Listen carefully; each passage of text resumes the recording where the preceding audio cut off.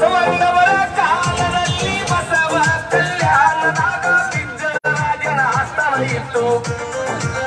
ಶರಣರಿಂದ ನಾಡೆಲ್ಲ ಆಧ್ಯಾತ್ಮ ತುಂಬಿ ತುಳಕತಿತ್ತು. ಆಸ್ಥಾನದಲ್ಲಿ ಅಣ್ಣನಿಗೆ ಮಹಾಮಂತ್ರಿ ಪದವಿ.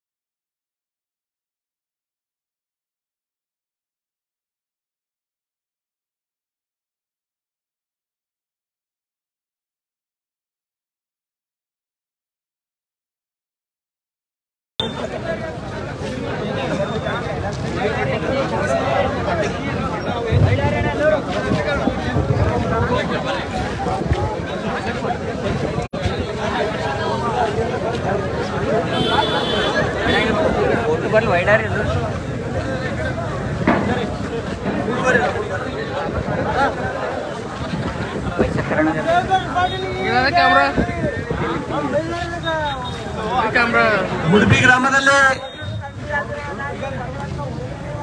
ಇವತ್ತು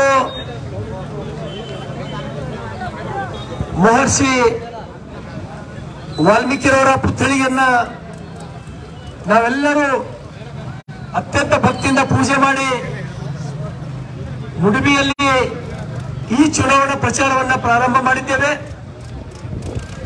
ಬಂಧುಗಳೇ, 2023ರ ಸಾರ್ವತ್ರಿಕ ಚುನಾವಣೆಯ ಅಧಿಕೃತ ಅಭ್ಯರ್ಥಿಯಾಗಿ ನಿಮ್ಮೆಲ್ಲರ ಆಶೀರ್ವಾದವನ್ನ ಕೇಳಲಿಕ್ಕೆ ನಿಮ್ಮೂರಿಗೆ ಬಂದಿದ್ದೇನೆ.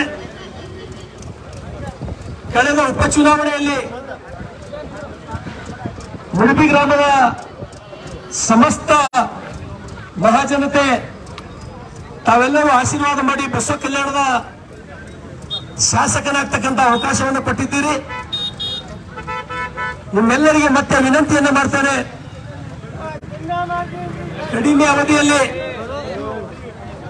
ಕೈಲಾದಷ್ಟು ಪ್ರಾಮಾಣಿಕವಾಗಿ ಕೆಲಸ ಮಾಡಲಿಕ್ಕೆ ಪ್ರಯತ್ನ ಮಾಡಿದ್ದೇನೆ. ಇನ್ನು ಬರ್ತಕ್ಕಂಥ ದಿನಗಳಲ್ಲಿ ಮುಡುಬಿ ಗ್ರಾಮೀಣ ಸಲುವಾಗಿ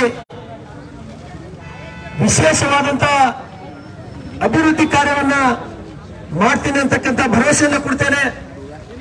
ಹಾಗಾಗಿ ತಾವೆಲ್ಲರೂ ವಿಶೇಷವಾಗಿ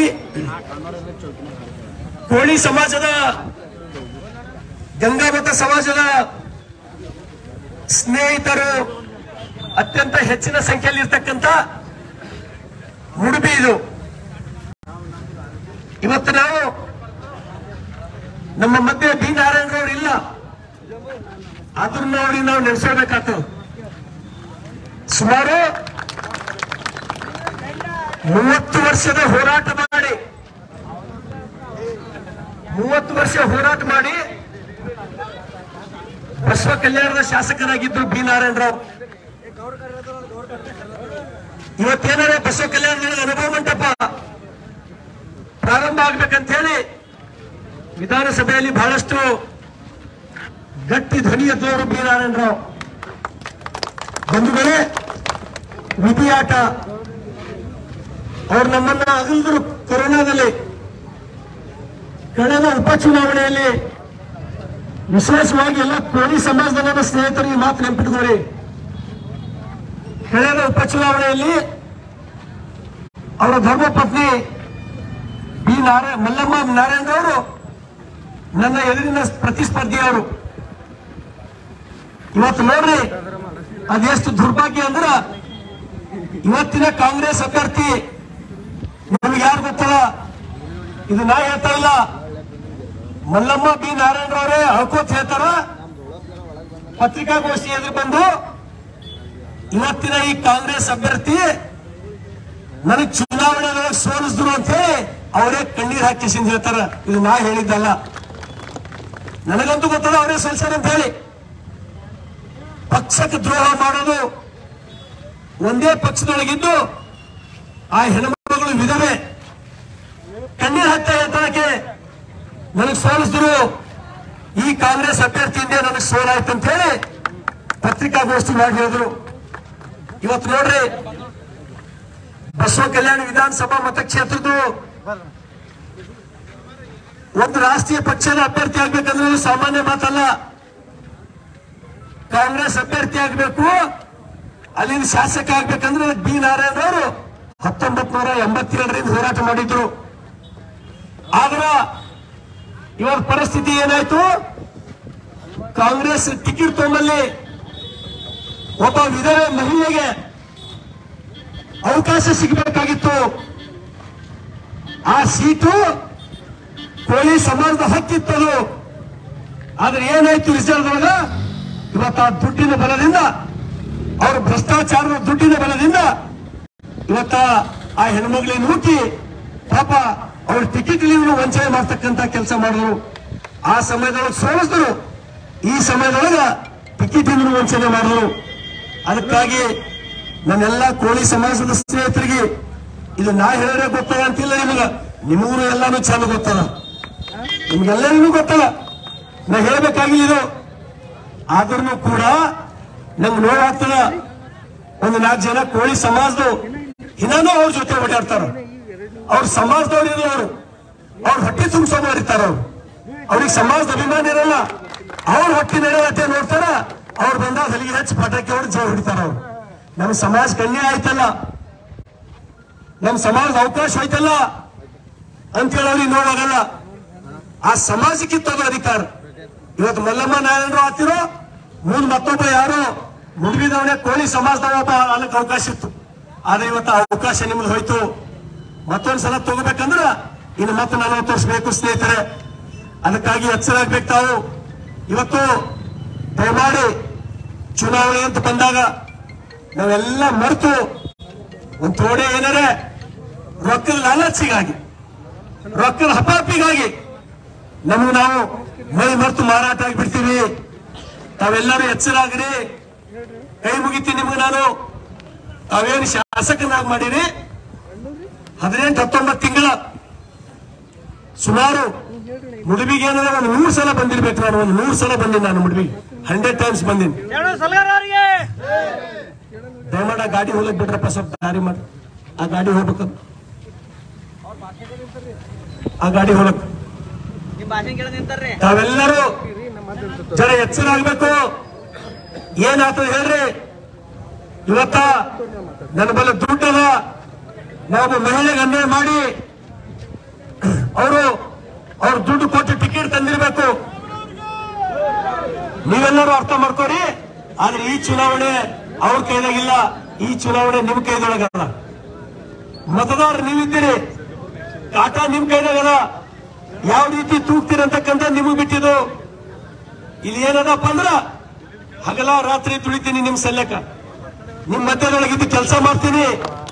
ಅರ್ಥ ಮಾಡ್ಕೊಡಿ. ಒಬ್ಬ ಬಡ ರೈತನ ಮಗನ ಇದ್ದೀನಿ. 24 ಗಂಟೆಗಳು 17 ಗಂಟೆ ನಿಮ್ಮ ಮತ್ತೆ ಕೆಲಸ ಮಾಡ್ತೀನಿ. ಅದಕ್ಕಾಗಿ ಈ ಸಲ ಯಾರು ಪಕ್ಷಕ್ಕೆ ದ್ರೋಹ ಮಾಡೋರು, ಯಾರು ತಮ್ಮ ಭ್ರಷ್ಟಾಚಾರ ಹಣದಿಂದ ನಾವೆಲ್ಲ ಈ ಜನರಿಗೆ ಖರೀದಿ ಮಾಡ್ಬೇಕಂತ ಹೇಳಿ ಏನ್ ಅಹಮಿನ ಕೋಟೆ ಕಟ್ಕೊಂಡು ಹೊಂಟಾರೋ ಅಂತವ್ರಿಗೆ ಪಾಠ ಕಲಿಸ್ಲಿಕ್ಕೆ ಇದು ತಕ್ಕ ಸಮಯ. ಇದು ನನಗೆ ವಿಶ್ವಾಸದ ಜನರು ನ್ಯಾಯ ಕೊಡ್ತಾರಂತ ಹೇಳಿ 20 ತಿಂಗಳು ಹಗಲ ರಾತ್ರಿ ದುಡ್ದಿನಿ. ನನಗೆ ಜನ ಕೂಲಿ ಕೊಡ್ತಾರ, ನನ್ನ ಜನ ನನ್ನ ಪಗಾರ ಕೊಡ್ತಾರಂತ ಹೇಳಿ ಮತ್ತೆ ನಿಮ್ಮ ಎದುರು ಬಂದಿನಿ. ನಿಮ್ಮ ಆಶೀರ್ವಾದ ಪಡೀಲಕ್ಕೆ ನಾನು ಬಂದಿನಿ ಸ್ನೇಹಿತರೆ. ಅದಕ್ಕಾಗಿ ನಿಮ್ಮೆಲ್ಲರಿಗೂ ಕೈ ಮುಗಿತೀನಿ. ಇವತ್ತು ಮತ್ತೆ ಈ ಚುನಾವಣೆ ಒಳಗೆ ಇತಿಹಾಸ ದಾಖಲೆ ಆಗ್ತಕ್ಕಂಥ ಮತಗಳು ನಿಮ್ಮ ಶ್ರಮಿಸಲು ಕೊಟ್ಟು ನನಗೆ ಅತ್ಯಂತ ಪ್ರಚಂಡ ಬಹುಮತದಿಂದ ತಾವು ಆರ್ಸ್ ತರಬೇಕಂತ ಹೇಳಿ ನಿಮ್ಮೆಲ್ಲರ ಪಾದ ಕೊಂಡಿಸಿ ನನ್ನ ಮಾತು ಮುಗಿಸ್ತೀನಿ. ಧನ್ಯವಾದಗಳು.